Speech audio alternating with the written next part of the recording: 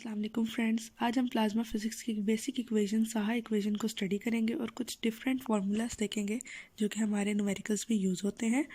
सबसे पहले हम ये देखेंगे कि प्लाज्मा फिज़िक्स में प्लाज्मा चीज़ क्या है।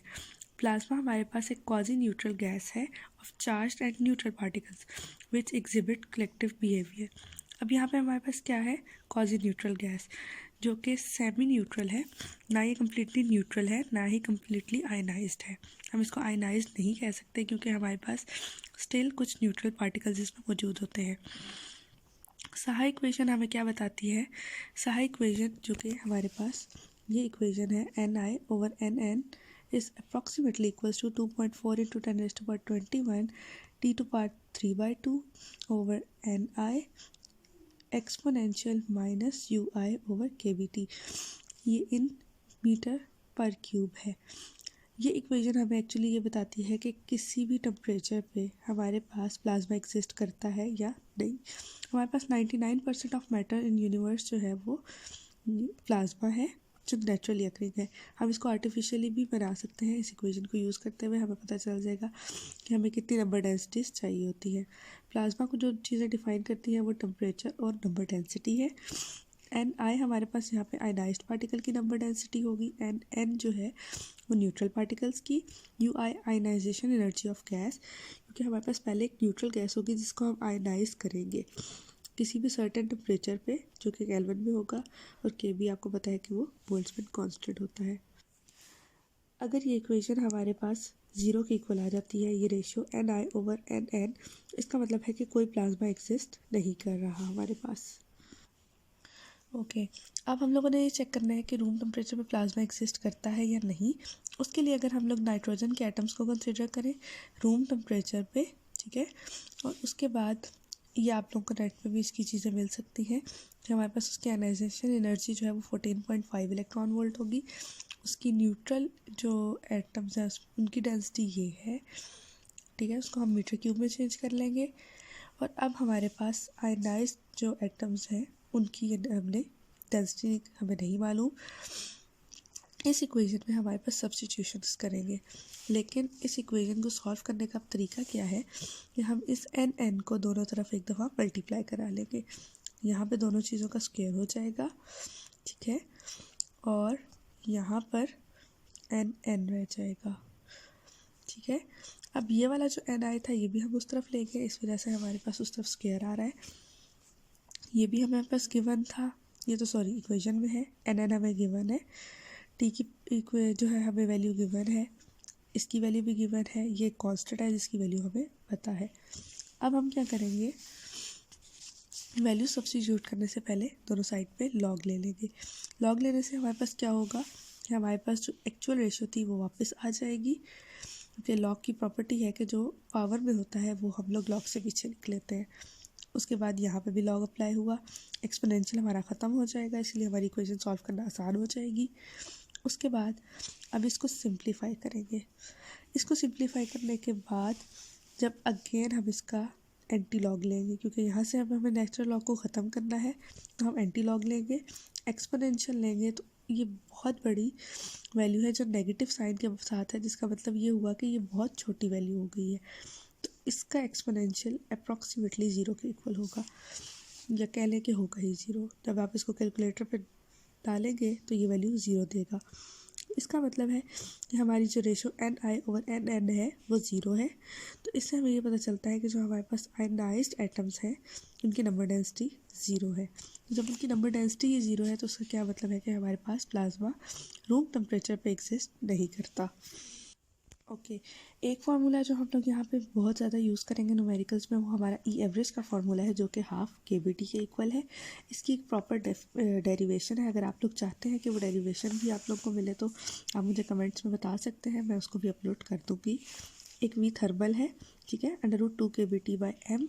अगर इसको हम सब्स्टिट्यूट करें तो हमारे पास एक्चुअली ये वेलोसिटी है, तो हमारे पास जो KBT है वो हाफ mv² और V थर्मल है उसमें, ठीक है। और अगर हम इस चीज़ को पुट करें यहाँ पर तो हमारे पास E एवरेज जो होगी वो हाफ सॉरी 1/4 mv/h² हो जाएगी, ठीक है। इसके अलावा इसको 2D 3D में भी हम लोग वैल्यू सब्स्टिट्यूट करते हैं, लेकिन हमारे पास बेसिकली जो न्यूमेरिकल प्रॉब्लम्स इस वक्त बुक्स में गिवन है वो सारे 1D सिस्टम में ही है, कोई एक आधी होगा जो 2D सिस्टम में मौजूद है। 3D सिस्टम में हम इसको इस तरीके से लिखेंगे 3/2 kBT, ठीक है। ये फॉर्मूला शायद आप लोगों ने कभी कहीं देखा हुआ भी हो। उसके अलावा एक चीज़ हम लोग जो यहाँ पे यूज़ करेंगे वो है डिवाइस शील्डिंग, ठीक है। मैक्सवेल इक्वेशंस का यहाँ पे बहुत ज़्यादा काम है, तो आप लोगों को मैक्सवेल इक्वेशन ज़रूर आनी चाहिए। ये सबसे पहले जो इक्वेशन है गॉसेस लॉ। ओके, थोड़ा सा देख लेते हैं कि डिवाइस शील्डिंग क्या है। डिवाइस शील्डिंग में हमारे पास क्या होता है कि हम लोग प्लाज्मा में, क्योंकि हमें पता है कि हमारे पास पॉजिटिव चार्जेस, नेगेटिव चार्जेस और न्यूट्रल एटम्स मौजूद होते हैं, हम लोग क्या करते हैं कि प्लाज्मा में एक मेटालिक बॉल्स या टाइप चीज़ या कोई ऐसी चीज़ जिसके ऊपर हम लोग चार्ज कैरी कर सकें वो उसके अंदर डाल देते हैं, ठीक है। और उसको बैटरी के साथ कनेक्ट कर दिया जाता है। अब उसमें क्या होता है कि बैटरी उसको जब चार्ज सप्लाई करती है तो उसकी वजह से एक प्लेट पे अगर हमारे पास पॉजिटिव चार्ज आ रहा है और दूसरे पे नेगेटिव, तो जो हमारे प्लाज्मा के अंदर पॉजिटिव और नेगेटिव चार्जेस मौजूद होते हैं वो सारे उसके गिर्द आके शील्ड बना लेते हैं, ठीक है। पॉजिटिव के गिर्द नेगेटिव अपनी शील्ड बनाएंगे और नेगेटिव के गिर्द पॉजिटिव चार्जेस अपनी शील्ड बनाएंगे। अब क्या होता है कि इस शील्डिंग को हम लोग, ये क्लाउड की फॉर्म में होती है, ठीक है। और इस क्लाउड की एक विड्थ होती है जिसके एंड पे पोटेंशियल कम होता जाता है। जैसे जैसे हम लोग अपनी बॉल से दूर आते जाते हैं तो पोटेंशियल एंड पे आके तकरीबन 0 हो जाता है और स्टार्टिंग पॉइंट पे पोटेंशियल बहुत ज़्यादा होता है, ठीक है। यहाँ पे जो चीज़ हम लोग यूज़ करते हैं, ठीक है, वो ये हमारे पास ये ग्राफ होता है, ठीक है। और इसमें एक चीज़ ये है कि जो एच पे क्लाउड है उसमें पोटेंशियल एनर्जी अप्रॉक्सीमेटली उसकी थर्मल एनर्जी के इक्वल हो रही होती है। ये कुछ चीज़ें हैं जिसको बेसिक तौर पे हम लोग यूज़ करेंगे। और उसके बाद इसके चंद फार्मूलाज हैं जो हमारे न्यूमेरिकल्स में यूज़ हो रहे हैं। इसकी प्रॉपर एक डेरिवेशन है जो इसका फार्मूला लैम्डा डी, जो डिवाइल लेंथ होती है उसको निकालते हैं। वो भी अगर आपको चाहिए तो आप मुझे कमेंट्स में बताएं, मैं आपको ज़रूर उसको अपलोड करूँगी। Okay, now this is the formula for Debye length, ठीक है। इसको हम लोग अपने न्यूमेरिकल्स में यूज़ करेंगे, ठीक है। और इसके अलावा जो फार्मूला यूज़ हो रहा है ये देखिए इसकी प्रॉपर डेरिवेशन मौजूद है मेरे पास। ओके, कुछ चीज़ें अब हमें ये भी याद रखनी पड़ेगी कि अगर हमारी डिवाइल लेंथ इंक्रीज़ कर रही है तो इसका मतलब कि हमारा टेम्परेचर भी इंक्रीज़ हो रहा है। डिवाइल लेंथ डिक्रीज़ कर रही है तो हमारे पास नंबर डेंसिटी भी इंक्रीज़ करेगी, ठीक है, इनफाइनाइट। उसके अलावा डिवाइल लेंथ अगर डिक्रीज़ करिए तो टेम्परेचर ऑब्वियसली आपको पता है कि वो इसका इन्वर्स हो जाएगा सब कुछ। ओके, और जो टेम्परेचर हमारा होगा वो हमेशा हाफ mv/2 जो कि काइनेटिक एनर्जी है। यू यहाँ पे हम लोग वी की जगह यूज़ कर रहे हैं, वेलोसिटी ही है ये। तो हमारा जो टेम्परेचर है वो काइनेटिक एनर्जी के डायरेक्टली प्रोपोर्शनल होगा। इसके अलावा अगर आपको कहीं पे number of particles in device फिर निकालने पड़ जाए तो हमारे पास ये इक्वेशन है जिसको हम यूज़ करते हैं, ठीक है। इसमें आपको लैम्डा डी की वैल्यू निकालनी पड़ेगी और एन आपको गिवन होता है, ओके।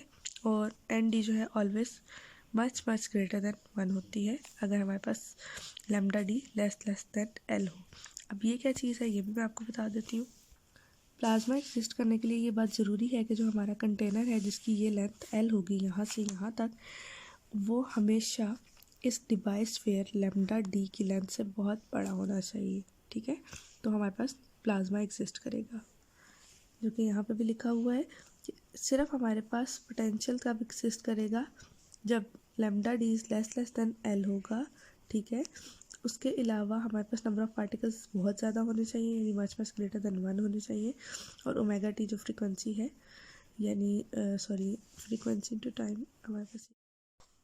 ओके फ्रेंड्स, एक चीज़ हमारे पास जो यहाँ पे यूज़ होती है वो अक्सर जगहों पे आपको देखने में को मिलेगा गॉसियन इंटेग्रल। अब गॉसियन इंटेग्रल क्या है कि हमारे पास एक इंटेग्रल है जिसकी लिमिट -इन्फिनिटी टू इन्फिनिटी है और साथ exponential minus alpha x square, alpha कोई भी हमारे पास जो है कांस्टेंट हो सकता है, dx है। तो हमारे पास हमेशा इसका सोल्यूशन क्या आता है, पाई/अल्फ़ा, ठीक है। अल्फ़ा कुछ भी हो सकता है, आप लोग के पास 2, 1/2 एनीथिंग, ठीक है। और अगर आप लोग के पास क्या हो, इसके पीछे एक्स स्क्वायर आ जाए, -अल्फ़ा एक्स स्क्वायर है, तो इसमें हमारे पास जो इंटेग्रल है वो हाफ 1/2 अल्फ़ा की power 3/2 into under root pi हो जाता है। अच्छा, इसमें एक चीज़ ये भी है कि जो हमारे पास एक्स की पावर्स जो हमारे पास इवन की बजाय ऑड में हो रही होती है, उनके आंसर्स हमारे पास 0 आते हैं। ठीक है, तो वैसे हमारे पास कुछ बेसिक सी चीज़ें थी जो हमारे पास हर न्यूमेरिकल में तकरीबन यूज़ हो रही होती हैं। उसके अलावा कुछ सीरीज़ लाइक टेलर सीरीज़ हम लोग यूज़ करते हैं। तो ये सब कुछ हम लोग आगे न्यूमेरिकल्स में देखेंगे हम इसको यूज़ कैसे करते हैं। सी यू इन नेक्स्ट वीडियो।